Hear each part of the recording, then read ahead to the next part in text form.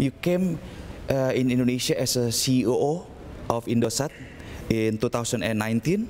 How did you see the telecommunication and digital sector in Indonesia at that time and its development until now? Is it, as your view, is it positive? This telecom sector has a very important impact on Indonesia and its digital economy.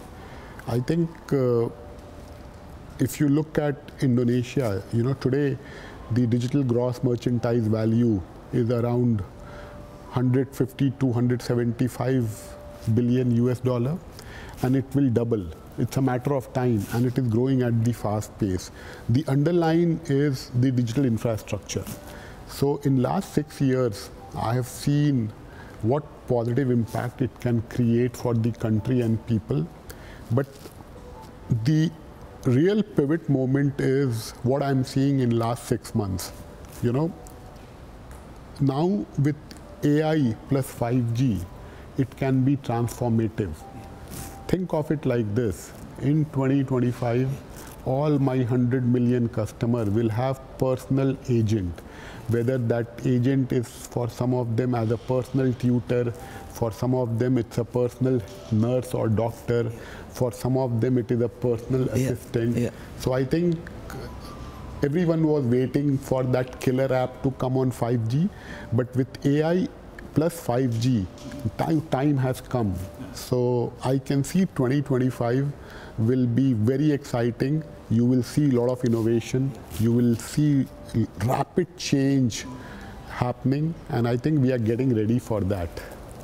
What about the competition?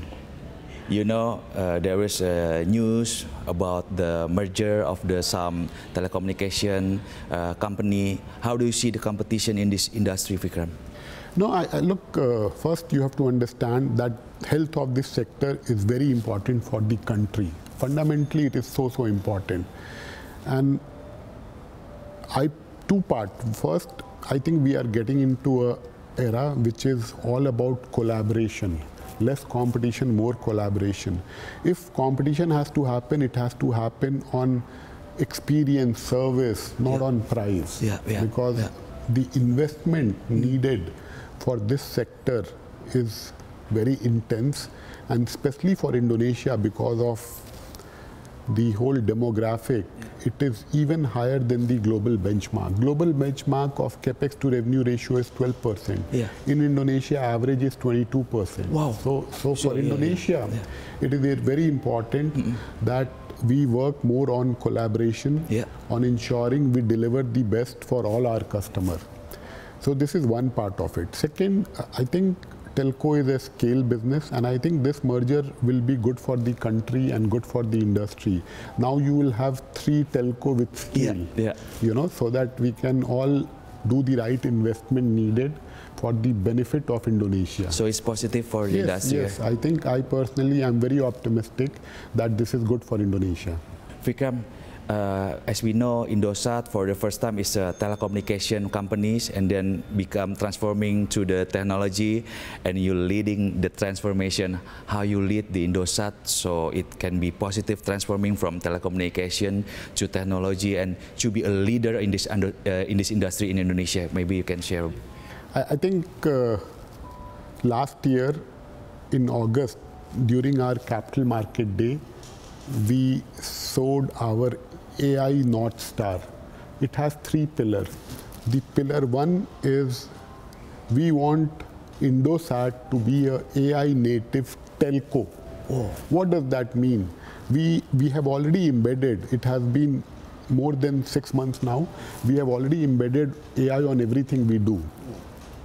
AI is not only about productivity, efficiency. AI is helping all of my employees do their job much better. It is helping them become a superhuman. And that is helping me grow my EBITDA double digit, grow my revenue closer to double digit. Second pillar is AI native Techco. So we have been significantly investing time on AI sovereign cloud.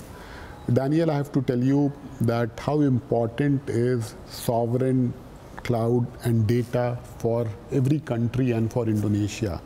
Data is like the natural resource of the country that need to be preserved, protected. And at Lintasata, we have created our AI factory. This is made in Indonesia, by Indonesia, supported by companies like NVIDIA, Google, and other. But this is very much sovereign. And that AI factory will help us, early adaptation of AI in Indonesia. And we have published our report last year, which shows that the early adaptation of AI can help Indonesia move from 5% over a period of time to 8% GDP growth. So we are very supportive of our President Pak Prabowo vision, and we all need to work together on making that a reality. So as Indosat Group, we want to play our part. And the last piece is, because it's a very iconic brand, people have a lot of expectation. We want to be the nation shaper. We don't want Indonesia to be just a consumption country. We want Indonesia to be a country who is shaping up on a lot of things. Indonesia to be a country which has the infrastructure to not only be the AI factory for Indonesia, it can be an AI factory for the region and the world. Because Indonesia has power, it has water, we are investing on talent. So we want to make sure we play our role, and all those things we are not doing it alone. We are doing from the support of the entire ecosystem. So it is all about collaboration. It is all about the Indonesia ethos of Gotong Royong. We will teach to the world, and this is our superpower. So you will be develop the AI to strengthen the position, your position in the market, right, in Indonesia? More than, we are not too worried on what is our position. What we are focused on, how we can do things which is sustainable and healthy for us as an Indosat. I can't say I want to empower Indonesia, I want to be a nation shaper if my PNL and balance sheet is not strong. We can only do all those things. This year we are investing so much of money on Eastern Indonesia, in Jayapura, in Papua. I can do all those things when my balance sheet and PNL is strong. So we are looking at more healthy, sustainable way of working, which is good for Indonesia. It is not about competing with anyone. Yeah, because some say AI will replace human jobs. You don't agree with that, right?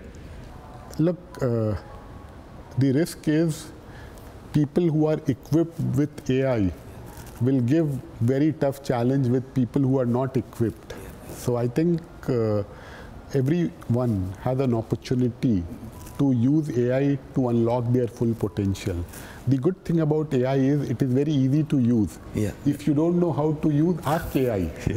You don't need to be an engineer, a coder to use AI. So that is why, it will really democratize education. And we want to make sure that the education which somebody can get in Stanford, same time can be given in Tarakan also. So earlier it was not possible, but with AI all these things are possible. So I am very optimistic that AI will have a very positive impact, and that is why we all have to work together to ensure that we are helping Indonesia on early adaptation. Every country, every company will have to make sure. So we don't want Indosat to be left behind, and more so we don't want Indonesia to be left behind. Okay. I want to ask about data center. Your data center business, like in the Jatiluhur Reservoir area. What is the advantage from your data center business? Yes, I think data center was always there, but what AI has done is that it has ensured that every country need to have their factory. So our data center, which is in partnership with BDX, last year we were one of the first to get the AI refinery up, which is a sovereign AI data center.